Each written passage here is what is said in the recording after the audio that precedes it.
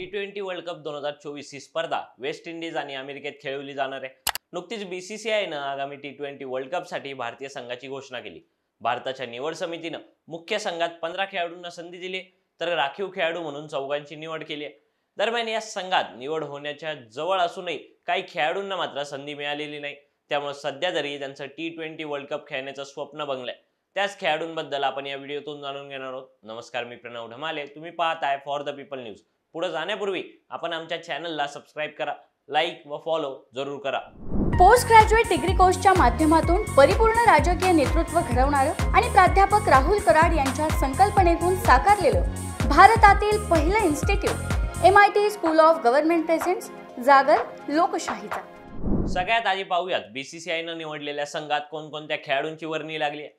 जय शहा यांनी पूर्वीच सांगितल्याप्रमाणे T20 विश्वचषकात भारतीय संघाचं नेतृत्व रोहित शर्माच्या खांद्यावर देण्यात आलंय, तर उपकर्णधार पदाची जबाबदारी हार्दिक पंड्याच्या खांद्यावर सोपवण्यात आली.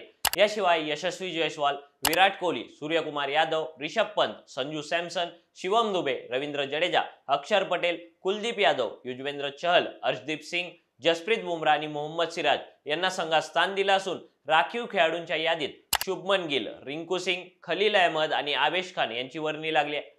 पाहायला गेलं तर BCCIनं ओपनिंग पासून ते फास्ट बॉलिंग पर्यंत सगळे बॉक्सेस टिक करत चांगल्या संघाची निवड केली आहे.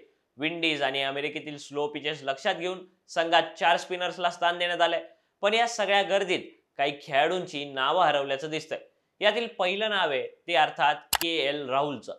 KL राहुल हा असा खेळाडू आहे जो कोणत्याही क्रमांकावर फलंदाजी करू शकतो, तसंच यष्टिरक्षणही करू शकतो. IPL 2024च्या स्पर्धेतही लखनौ सुपर जायंट्स संघाचं नेतृत्व करण्याबरोबरच तो यष्टिरक्षणाची जबाबदारी सांभाळतोय.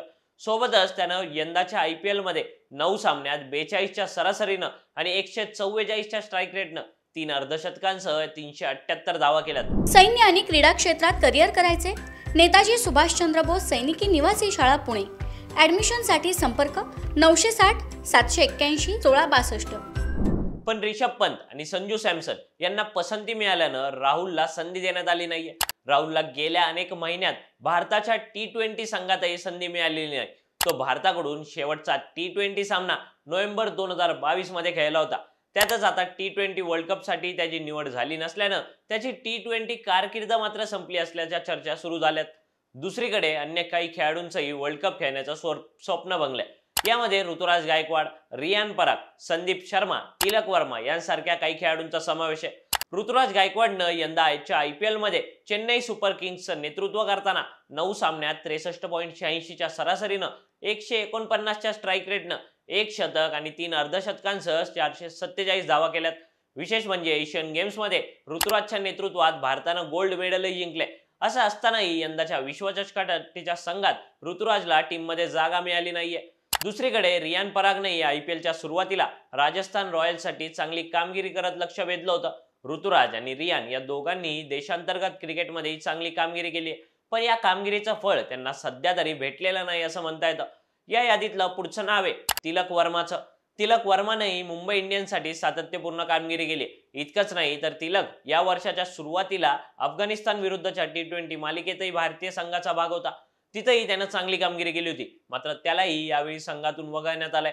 याशिवाय फास्ट बॉलर्स बाबत बोलायचं झाल्यास संदीप शर्मा, तुषार नलकांडे, T नटराजन, मयंक यादव यासारख्या यंदाच्या IPL मध्ये चांगली कामगिरी केलेल्या गोलंदाजांकडेही दुर्लक्ष करण्यात आलंय. याशिवाय ईशान किशन आणि श्रेयस अय्यर या दोघांनाही नुकत्याच BCCIनं रद्द केलेल्या वार्षिक कराराचा चांगलाच फटका बसलाय आणि 2023 पासून IPL मध्ये सातत्यपूर्ण कामगिरी करणाऱ्या रिंकू सिंग आणि दिनेश कार्तिक यांच्यासारख्या खेळाडूंकडे यावेळी दुर्लक्ष करण्यात आलंय.